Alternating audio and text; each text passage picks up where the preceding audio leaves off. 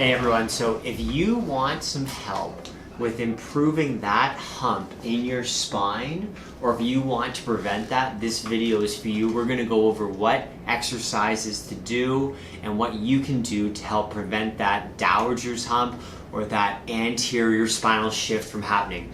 I'm Dr. Alex Ritza. I'm at my Midtown Toronto office at Toronto Corrective Chiropractic as a neurostructural corrective chiropractor, all about trying to fix the core problem or the root problem behind your health issues. So when it comes to that poor upper body structure, that shape at the top of the thoracic spine, a lot of people don't realize that this is not a product of age, but rather a product of poor spine health. When the spine becomes unhealthy for a variety of reasons, it will often start to shift and move forward, and over time that can become the new structure or shape of the spine. So when the spine becomes unhealthy, and by unhealthy I mean the movement in these spine joints here is what a chiropractor is typically correcting or adjusting. When these spine joints here stop moving properly, it affects the nervous system signal traveling to and from the brain, or the proprioception. Now, the short-term consequence of this could be some local dysfunction in terms of tightness, poor muscle activation, maybe some weakness, could be to some discomfort, but long-term what can happen is you can start getting some so-called trophic changes, and that's where you have altered blood flow to the area.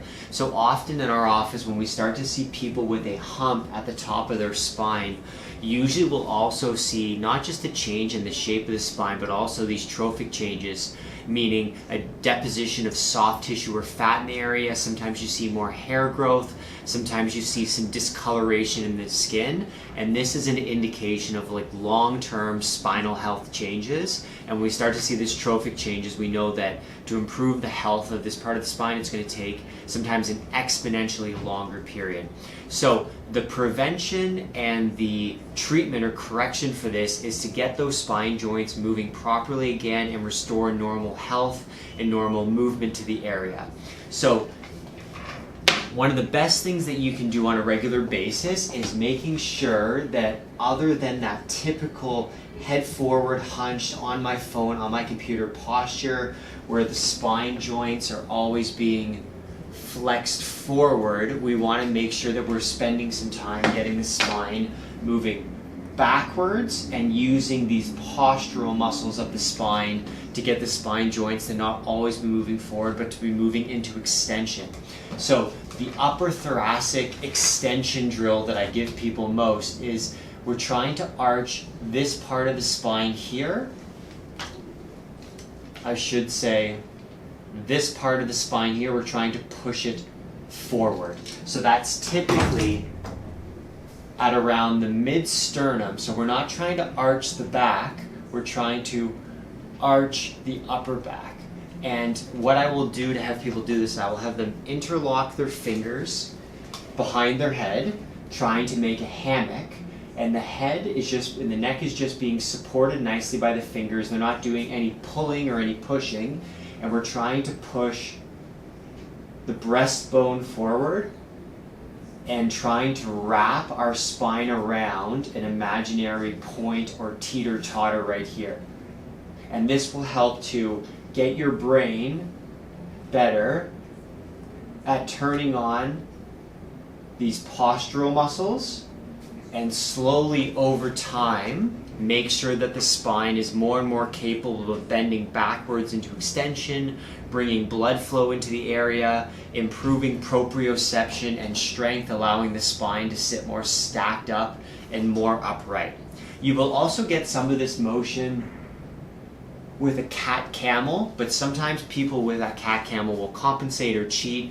This upper thoracic extension drill, it's really going to focus on this upper part of the spine where you can really try to isolate that movement. So that's probably the best drill I will give to people that we're working with to try to correct that anterior spinal shift or that hump at the top of the neck, and is a great preventative tool that you can use if this is something that you want to avoid, which I assume for everybody is a yes. So this upper thoracic extension drill is one of those things like brushing your teeth. It's going to be better to do more often than all at once at the end of the week. So I typically recommend to patients, gold standard, doing it once per hour. Nice big breath.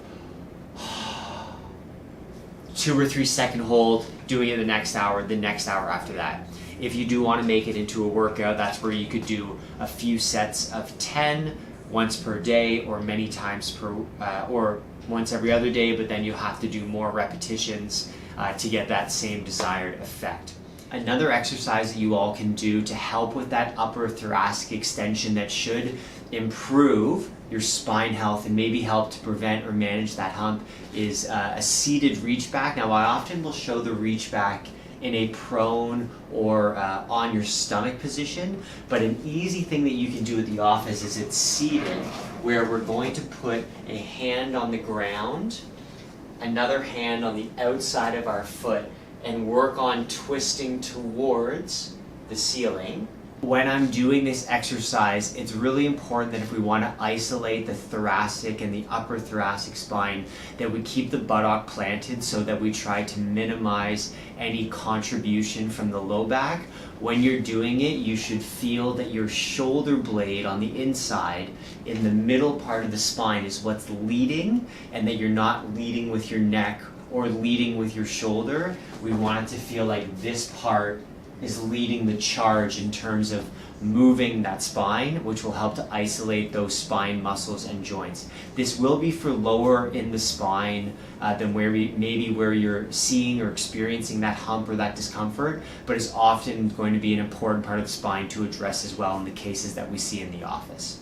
As a chiropractor, when we do see a person with this problem, the manual corrections, the adjustments we're going to make to the spine, that's going to obviously speed up this process of restoring normal motion to the spine and normal spine health again much faster than you can do on your own. That's the value proposition of why you would go see a chiropractor. I assume also, I don't have any evidence to the contrary, but I assume also that seeing a chiropractor is going to be much more effective. Sometimes the brain is not able to turn those muscles on as well unless prompted or unless restoring normal spine health to the area. But definitely if you're starting to develop this issue, see somebody who's a spine expert, get some help in fixing this. This exercise will help to maintain or improve what you've already got, but speed up that process, see somebody who you trust. I hope that was helpful. I'll see you guys next time.